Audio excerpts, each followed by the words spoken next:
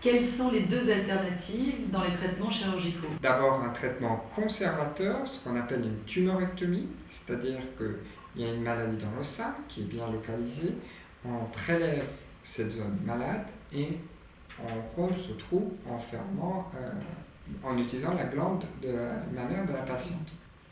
Deuxième type de prise en charge, c'est la mastectomie. La mastectomie consiste à enlever le sein, tout le sein, et la peau qui l'accompagne. Et cette mastectomie peut être accompagnée d'une reconstruction mammaire, c'est ce qu'on appelle une reconstruction mammaire immédiate si on fait l'ablation et la reconstruction, ou secondaire si la reconstruction mammaire est faite à distance des traitements. Quelles sont les différentes techniques pour reconstruire le sein? La reconstruction mammaire peut se faire soit par la mise en place d'une prothèse derrière le muscle pectoral. Le muscle pectoral étant le muscle qu'on utilise aussi en chirurgie esthétique pour mettre la prothèse derrière. On met une prothèse derrière ce muscle. Si le sein est volumineux ou si la patiente a malheureusement bénéficié d'une radiothérapie sur le thorax, on est dans la majorité des cas obligé de faire un lambeau. Un lambeau consiste à prendre de la peau et du muscle ailleurs qu'au niveau de la paroi thoracique pour reconstituer le sein. Le lambeau qu'on effectue le plus dans les reconstructions mammaires, c'est le lambeau du grand dorsal. Le grand dorsal étant ce muscle qui occupe tout le dos, c'est le plus grand muscle du corps humain. On prend la peau du dos et le muscle qu'on fait passer sous le bras dans ce sens-là, sous le bras, pour reconstituer un sein. Et derrière ce lambeau, on mettra une prothèse, ce qui nous permettra de faire des seins assez généreux. Vous, votre partie, c'est de reconstruire le volume du sein. Exactement. Il est très important que les patientes fassent le deuil de leur sein. On leur permettra d'avoir un volume dans lequel ils pourront s'habiller, avec lequel ils pourront s'habiller, se mettre en maillot, en soutien-gorge, et malheureusement, elles n'auront plus leur sein, ils n'auront plus leur sensation, ils n'auront plus la sensation au toucher, et ils n'auront plus non plus leur aréole et leur mamelon qu'il faudra reconstruire secondairement. Qu'est-ce qui se passe après?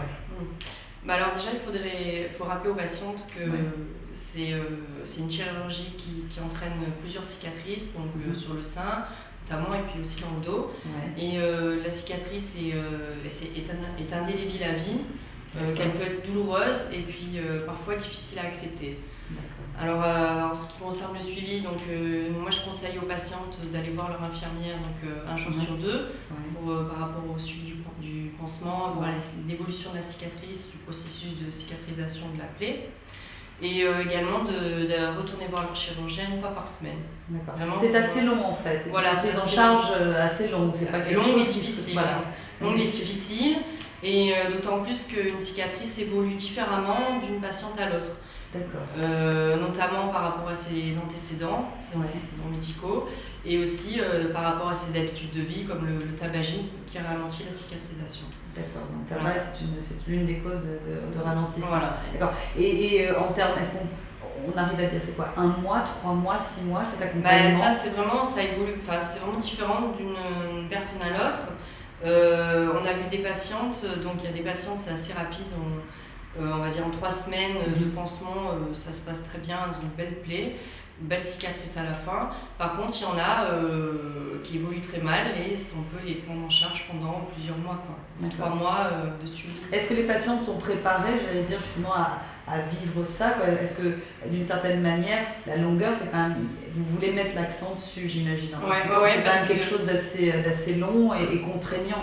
Souvent, elles ne s'y attendent pas. Et c'est vrai que du fait de la longueur des soins, de la durée de la plaie, elles se découragent vite et puis elles ne s'attendent pas, elles nous disent qu'elles ne s'attendaient pas à ça. C'est pour ça qu'on voudrait le rappeler, dire qu'une plaie peut évoluer bien ou mal, et Bien sûr. Et dans l'ensemble, les techniques, j'imagine, ont évolué. On obtient de meilleurs résultats qu'on obtenait avant. Oui, c'est vrai qu'on travaille aussi avec pas mal de pansements qui ont beaucoup évolué ces dernières années et qui nous aident bien à faire les soins et qui sont assez intéressants.